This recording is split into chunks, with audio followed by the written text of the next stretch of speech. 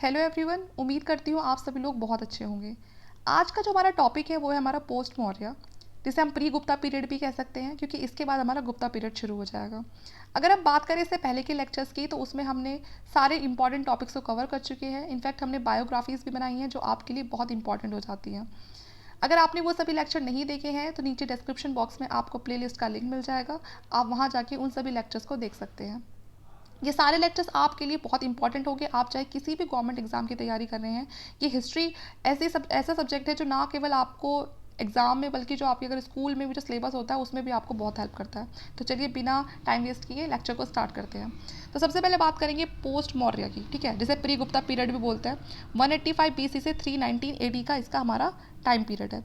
अगर मैं इसके नेटिव सक्सेसर की बात करूँ मौर्य के, ठीक है, तो कौन थे? सुंग डायनेस्टी थी, ठीक है, क्योंकि ये मौर्य के तुरंत बाद ही आ जाती है। सुंग डायनेस्टी का टाइम पीरियड वही 185 से 73 BC। इनकी जो कैपिटल थी वो विदिशा थी। काफ़ी बाद में जाके इन्होंने कैपिटल करी थी। शुरुआत में इनकी जो कैपिटल थी वो पाटलिपुत्रा थी। जो सुंग डायनेस्टी थी उसको इस्टेब्लिश किया था पुष्पमित्र सुंग ने, ठीक है। और ये ब्राह्मण थे। ये कमांडर ऑफ चीफ थे मौर्यन रूलर के टाइम पे, ठीक है। जब मौर्यन रूलर थे तो उस समय ये ब्राह्मण कमांडर, सॉरी, ये कमांडर चीफ हुआ करते थे। और जो इनकी जाति थी वो ब्राह्मण थी। ऐसा, ये जो पुष्पमित्र सुंग थे, ऐसा कहा जाता है कि इन्होंने ना जो मौर्य डायनेस्टी का जो लास्ट जो रूलर था बृहद्र, ठीक है ना, इसको बिल्कुल आर्मी बुला के, और ये मान लो कि सबके सामने मारा था। ऐसा पहली बार हुआ था किसी हिस्ट्री में कि किसी ने उस किंग को उसी के लोगों के सामने मार दिया, उसी की आर्मी के सामने मार दिया। Pushpamitra was a strong adherent of the orthodox Hinduism. ये हम कह सकते हैं जैसे कि ये बिल्कुल कट्टर एकदम हिंदू था, ठीक है। किसी और धर्म को कहते हैं कि ये इस पे ना टॉलरेट नहीं करता था। तो ये बहुत ज़्यादा नाराज़ था मौर्यन के टाइम से, क्योंकि जो अशोक थे उन्होंने बौद्ध धर्म को बहुत ज़्यादा स्प्रेड किया था, बहुत ज़्यादा फैलाया था उनकी टीचिंग्स को। तो ये ब्राह्मण थे, तो इनको ये बात बिल्कुल पसंद नहीं थी, ठीक है। However the greatest Buddhist stupa at Bharuch was build during the region of Sungas, ठीक है ना। तो उस टाइम पे देखिए जो बुद्धिस्ट का जो स्तूप है ना, वो भी इन्हीं के टाइम पे बना था। उस टाइम पे सुंग पीरियड चल रहा था, तो इन्हीं के टाइम पे वो जो भरूच है, वो जो स्तूप है पूरा का पूरा वो बना था। जो पुष्पमित्र जो सुंग थे, आगे चल के सक्सीड कौन करता है उनको? अग्निमित्र। अग्निमित्र उनके बेटे होते हैं। कालिदास का एक बहुत ही फेमस ड्रामा है, और उसे पूछा भी जाता है कि कालिदास का फेमस ड्रामा कौन सा है, तो वो है मालविका अग्निमित्र, ठीक है। और इसमें जो हीरो का जो किरदार, जो रोल था, जो कैरेक्टर था, वो किसी और का नहीं बल्कि जो पुष्पमित्र के जो बेटे थे अग्निमित्र, उनका था। देखिए जो अशोक थे उसने मौर्यन एम्पायर को पूरे क्लाइमैक्स से पहुंचा दिया था, और बिल्कुल नॉर्थ वेस्ट तक भी उनका रूल था। लेकिन जैसे अशोक की डेथ हो जाती है और जो उनके बाद के जो रूलर्स आते हैं वो इतने ज़्यादा कैपेबल नहीं होते कि वो उस जगह को पूरी को अच्छे से कैप्चर करके रखें। तो जैसे अशोक की डेथ होती है उसके बाद से जो मौर्य समाज होता है वो पूरा का पूरा छोटे छोटे पार्ट्स में टूटने लग जाता है। तो जो शुंग जो डायनेस्टी है इसके टाइम तक भी ये काफ़ी ज़्यादा छोटा सा पार्ट रह गया था। साउथ पे से कंट्रोल खत्म हो गया था, नॉर्थ वेस्ट पे से कंट्रोल खत्म हो गया था। सिर्फ जो बीच वाला जो पार्ट है हमारा, है ना, जो प्लेन एरिया वाला जो पार्ट है, सिर्फ वहाँ पर ही सिर्फ इनका कंट्रोल रह गया था। तो आप इसको वैसे मत सोचना कि जैसा बिल्कुल अशोक के टाइम था उतना ही इनके पास था, नहीं। यहाँ पे अब बहुत छोटी छोटी अलग अलग डायनेस्टीज आ चुकी थी। After Agnimitra, a series of weak rulers such as Vasumitra, Vajramitra, Bhagbhadra, Devbhuti followed, leading to the decline of the dynasty. तो देखिए इस जो डायनेस्टी थी इसमें या तो पुष्यमित्र सुंग को मान लो, वो बहुत अच्छे रूलर थे। फिर जो अग्निमित्र थे ये भी एक अच्छे रूलर थे। लेकिन इनके बाद जितने भी रूलर आए वो सभी बहुत ही वीक थे, ठीक है। और यही रीज़न बना उस डायनेस्टी के डिक्लाइन होने का। उनके रूल के जो टाइम था वहाँ पर उस टाइम पे जो ब्राह्मण्स का जो रिवाइवल था उसको किया गया, क्योंकि जैसे ही मैंने आपको बताया कि खुद ब्राह्मण्स थे, तो इन्होंने ज़्यादा किस पे ध्यान दिया? हिंदू धर्म पे ध्यान दिया, और जो ब्राह्मणिकल इन्फ्लुएंस है उसको दोबारा से रिवाइव करने पे ध्यान दिया। इनके लिए भगवत गीता सबसे ज़्यादा इम्पॉर्टेंट थी। एक पतंजलि नाम के ऑथर थे इनके टाइम पे जिन्होंने महाभाष्य लिखा था। ये पूछा जाता है कि महाभाष्य किसने लिखा था, तो आप बताओगे पतंजलि ने लिखा था, ठीक है। तो Patanjali author of Mahabhashya was born at Gonardo in a central India. तो इनका जो जन्म है पतंजलि का ये सेंट्रल इंडिया में हुआ था, गोनार्दा में। पतंजलि एक प्रिस्ट थे, ठीक है ना, और इन्होंने 2 अश्वमेध युद्ध करवाए थे पुष्यमित्र के लिए, ठीक है। जो पुष्यमित्र सुंगा थे उन्होंने 2 अश्वमेध यज्ञ करे थे, जिसको कराने में पतंजलि ने इनकी हेल्प करी थी।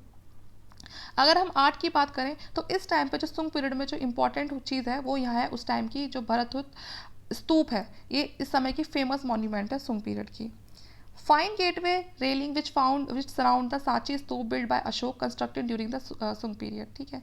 तो बहुत ही एक फाइन सा गेटवे रेलिंग है यहाँ पर जो सांची स्तूप के आसपास है, जो कि किसने बनवाई थी? अशोक ने बनवाई थी, लेकिन उसको वापस से कंस्ट्रक्ट करवाया था किसके टाइम पे? सुंग पीरियड में। और भी दूसरे बहुत अलग एग्जाम्पल है सुंग आर्ट के, इसमें विहार चैत्य स्तूप, ठीक है ना, अमरावती स्तूप, नासिक चैत्य, ये सब चीज़ें भी बनवाई थी, ठीक है।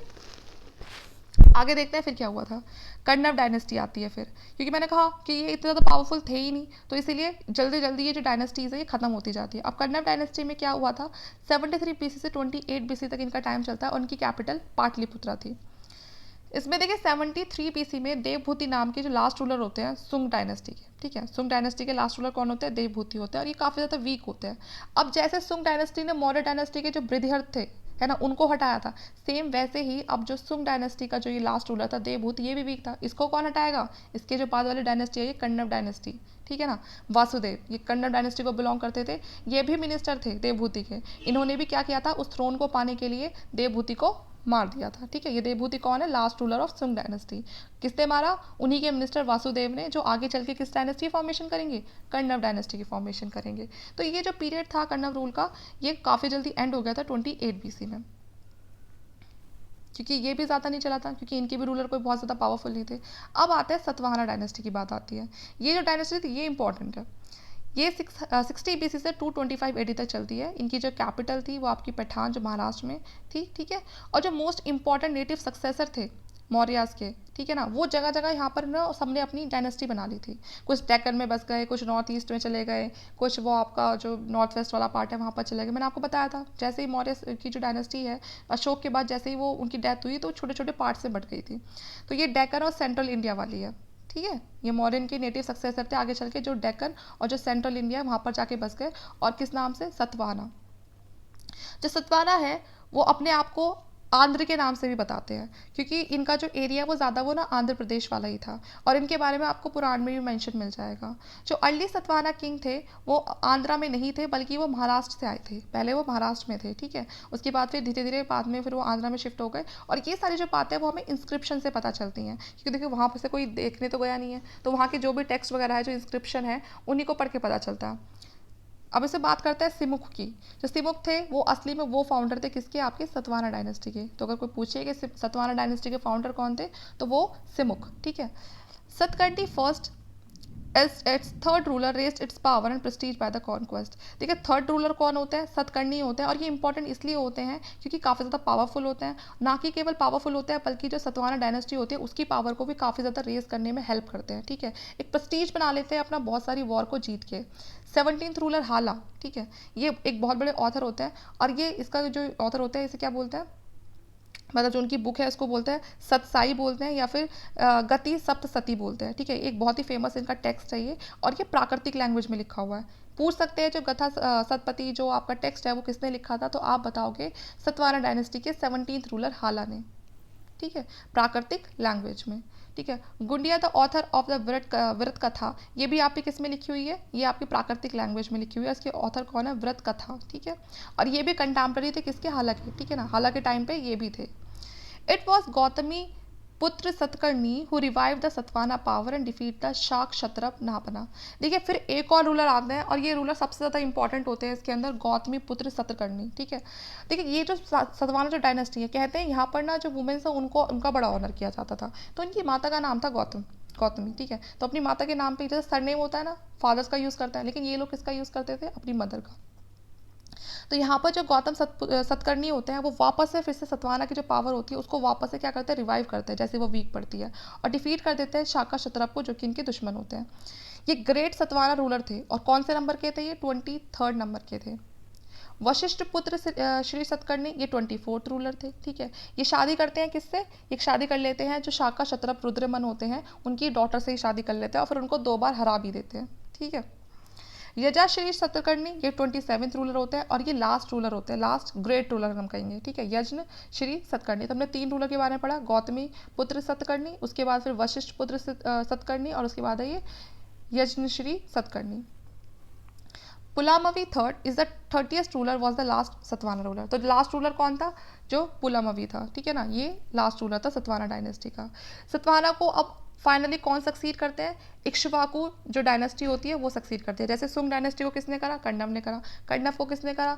सतवाना ने करा। और अब किसको कर रहा है कौन? इक्ष्वाकु सतवाना को करेंगे। सतवाना ने स्टार्टेड करी थी सबसे पहले ही लैंड को डोनेट करने की जो प्रैक्टिस थी वो सतवाना ने ये स्टार्ट करी थी। सबसे ज़्यादा जो लैंड डोनेट करी थी ब्राह्मण्स को वो इन्होंने ही करी थी, ब्राह्मण्स को, बुद्धिस्ट मोंग को, इन्हीं के टाइम पे हुआ था, सतवाना डायनेस्टी के टाइम पे। The earliest inscriptional evidence of land grant in India belong to the first century. जब हमें ये सब जो चीज़ें हैं ये हमें इंस्क्रिप्शन से पता चलती है, और उन्हीं इंस्क्रिप्शन के बेसिस पर हम कह सकते हैं कि सबसे ज़्यादा जो लैंड ग्रैंड्स दिए जाते थे, ठीक है ना, इनाम में जो ज़मीन दी जाती थी वो सतवाना डायनेस्टी के टाइम पे दी जाती थी। अंडर द सतवाना बहुत सारे चैत्यास बनते हैं, वर्शिप हॉल बनते हैं, रुकने के लिए विहार, मठ वगैरह बनते हैं रॉक्स को काट काट के, ठीक है। ये ज़्यादातर आपको वेस्ट डेक्कन और महाराष्ट्र वाले एरिया में देखने के लिए मिलेंगी। इनका जो बेस्ट जो एग्जाम्पल है वो है नासिक, कन्हेरी, कार्ले। ये तीनों ही कहाँ पर है? ये आपकी महाराष्ट्र में है, ठीक है। और यहाँ पर आपको बड़ी बड़ी गुफाओं को, जैसे रॉक को काट के बड़े बड़े विहार वगैरह बने हुए दिखेंगे। स्तूप आप सबको पता है, स्तूप क्या होता है? एक राउंड शेप का स्ट्रक्चर होता है जिसके अंदर जो बुद्ध मोंक होते हैं उनके बचे हुए, जो उनकी बॉडीज के बचे हुए जो अवशेष होते हैं या उनसे जुड़ी जो चीज़ें होती हैं उनको रखा जाता है। तो इस तरह की जो चीज़ें वो आपको एलोरा में मिलेंगी महाराष्ट्र में। जो बहुत ज़्यादा फेमस है सतवाना पीरियड की, कौन सी है? अमरावती, ठीक है। जो एक स्ट्रक्चर ट्रेजर हाउस है, मतलब बहुत ही अच्छी, हम कह सकते हैं कि वहाँ पर बहुत अच्छी अच्छी मूर्तियाँ बना रखी हैं। और ये कहाँ कहाँ पर है? नागार्जुन कोंडा और अमरावती दोनों जगह पर आपको इस तरह की जो इनका जो कल्चर, सॉरी, जो इनकी आर्ट थी वो आपको दोनों तरफ दिखाई देगी, अमरावती में भी, ठीक है, और आपकी नागार्जुन कोंडा में भी। अमरावती कहाँ पर है? आपकी आंध्र प्रदेश में है, ठीक है, और नागार्जुन कोंडा। ऑफिशियल लैंग्वेज की अगर बात करें सतवाना की तो कौन सी थी? प्राकृतिक लैंग्वेज थी। और इन्होंने ही पहली बार लेड के जो कॉइन थे उनको इशू किया था। बाद में जो कॉपर, ब्रॉन्ज, बाद में जो पॉटिन वगैरह उनके भी किए थे। लेकिन जो फेमस है, जो पूछा जाता है कि जो लेड के कॉइन है वो ज़्यादा, सबसे ज़्यादा किसने यूज़ किए थे, पहली बार किसने इशू कराए थे, तो वो है आपकी सतवाना डायनेस्टी। अब बात करते हैं छेती और छेदी डायनेस्टी कलिंग में। जैसे कि मैंने आपको बताया अशोक के बाद जो डायनेस्टी थी वो छोटे छोटे पार्ट्स में टूट गई थी, ठीक है। तो ये एक और डायनेस्टी होती है जो बनती है, छेदी डायनेस्टी। और ये कहाँ पर बनती है? ये भी बिल्कुल जो आपको बीच वाला पार्ट होता है वहाँ पर बनती है, खारवेला, ठीक है, उड़ीसा के पास। इसके बारे में कैसे पता चलता है? इसके बारे में पता चलता है वहाँ की इंस्क्रिप्शन से, हाथी गुम्फा इंस्क्रिप्शन से पता चलता है, जो कि हमें कहाँ मिली है? भुवनेश्वर में, उड़ीसा के पास मिली है। और इससे पता चलता है कि एक खारवेला नाम की या फिर छेदी डायनेस्टी करके भी एक थर्ड डायनेस्टी थी, ठीक है, उस टाइम की। ये किसको मानते थे? ये जैन धर्म को मानते थे। काफ़ी बड़े लिबरल पैट्रन थे जो खारवेला जो किंग थे इस जगह के, वो बहुत बड़े हम कह सकते हैं पैट्रॉन थे वो, जो जैन मॉन्क्स होते हैं बहुत ज़्यादा मानते थे। इन्होंने भी काफ़ी सारी केव्स बनवाई उनके रहने के लिए, ठीक है। उदयगिरी हिल्स में, भुवनेश्वर के पास है जो उड़ीसा में, वहाँ पर उदयगिरी जो हिल्स है वहाँ पर इनके रहने के लिए काफ़ी ज़्यादा उन्होंने भी इंतज़ाम किए। अब देखते हैं फॉरेन सक्सेसर कौन थे मौर्यन के टाइम के। सबसे पहले बात करेंगे जो दूसरे, जो बाहर से जो लोग आ रहे थे उनकी बात करते हैं। इंडो ग्रीक्स, सेकेंड सेंचुरी की बात है ये। इंडो ग्रीक्स को हम बैक्टीरियन ग्रीक्स ही बोलते हैं, और ये पहले फॉरनर रूलर्स थे नॉर्थ वेस्ट इंडिया में जो आके उधर बस गए थे, ठीक है, पोस्ट मॉडर्न पीरियड के टाइम के। The most famous Indo Greek ruler was Menander. जो सबसे जो फेमस जो इंडो ग्रीक रूलर थे, ठीक है, हम कहेंगे ये फॉरनर्स क्यों है? क्योंकि इंडिया के नहीं थे, ये बाहर से आए थे। तो उन्हीं में एक बड़ा ही फेमस जो इंडो ग्रीक रूलर था उसका नाम था मिनेंदर, ठीक है, और इसे मिलिंदा भी बोलते हैं। ये इन्होंने किस में चेंज कर लिया अपने आप को? बुद्धिज्म में। इसलिए तो इंपॉर्टेंट हो जाते हैं पढ़ने के लिए, क्योंकि अगर ये वैसे ही रहते तो कुछ खास बात होती ही नहीं। लेकिन इनकी खास बात ये हो गई कि ये फॉरनर होके भी इन्होंने बौद्ध धर्म को अपना लिया। और किसकी शरण में आके? एक नागसेन थे, या जिनका दूसरा नाम नागार्जुन भी है, ये एक बुद्धिस्ट मॉन्क थे। तो इन्हीं की शरण में आके इन्होंने बौद्ध धर्म को अपना लिया। मतलब ये इनकी बातों से इतना ज़्यादा इन्फ्लुएंस हो गए कि इन्होंने बौद्ध धर्म को अपना लिया। ये रिपेयर करवाते हैं सुदर्शन लेक को भी, और ये ओरिजिनली जो सुदर्शन लेक है ये किसने बनवाई थी? ये मौर्याज ने बनवाई थी, ठीक है, जिससे कि जो सौराष्ट्र वाला जो पार्ट है उसको अच्छे से पानी मिल सके। जो इंडो ग्रीक रूलर होते हैं वो हिस्ट्री में बहुत ही इंपॉर्टेंट होते हैं, क्योंकि जो सबसे ज़्यादा जो कॉइन इशू कराए थे वो इन लोगों ने ही कराए थे, ग्रीक्स ने, ठीक है। इंडो ग्रीक फर्स्ट रूलर थे इंडिया में जो गोल्ड कॉइन भी इशू कराते हैं, विच कैन डेफिनेटली भी एट्रीब्यूट टू द किंग। और इसमें ना जो सबके सब जो होते थे जो कॉइन, ये किसको एट्रीब्यूट किए जाते थे? ये किंग को एट्रीब्यूट किए जाते थे। यहाँ पर जो सबसे एक इम्पॉर्टेंट फेमस एक आर्ट निकल कर आती है, गांधार आर्ट, है ना, जो कि नॉर्थ वेस्टर्न आर्ट है। मतलब इसमें जो ये, अगर आप इस आर्ट को देखोगे ना तो उसमें हमारा इंडिया और जो फॉरनर्स थे जो इंडो ग्रीक्स थे उनका एक कमाल का आपको कॉम्बिनेशन देखने के लिए मिलेगा। जैसे उनकी आर्ट को और हमारी आर्ट को जोड़ के बनाया गया, ठीक है। तो ये जो सबसे ज़्यादा जो ये आर्ट है ये आपको नॉर्थ वेस्टर्न वाला जो पार्ट है वहाँ पर देखने के लिए मिलेगी। ये जो यहाँ पर है ना इंडिया का जो ये वाला पार्ट है यहाँ पर, क्योंकि यहीं पर इंडो ग्रीक आके बसे थे, तो यहाँ पर आपको एक काफ़ी अच्छा एक कॉम्बिनेशन देखने के लिए मिलेगा आपको इंडियन आर्ट का और साथ में ग्रीक आर्ट का, ठीक है। तो यहाँ पर ये पूरा का पूरा जो हमारा ये सुंग डायनेस्टी है, जो पोस्ट मौर्य कंप्लीट हो जाता है। इसके बाद हम पढ़ेंगे शाकाज और कुषाण के बारे में, ठीक है। दोनों ही बहुत इंपॉर्टेंट है, तो उनके लिए मैं अलग से लेक्चर बनाऊंगी कि शाकाज और जो कुषाण थे वो कैसे इंडिया में आए, क्या क्या किया उन्होंने, कितने टाइम तक रूल किया, तो वो सब पढ़ेंगे हम नेक्स्ट लेक्चर में। इस लेक्चर के लिए इतना ही। वीडियो अच्छा लगता है तो प्लीज़ लाइक करें, शेयर करें, सब्सक्राइब करें, और कोई भी प्रॉब्लम आती है तो आप हमसे कॉमेंट करके पूछ सकते हैं। Thank you.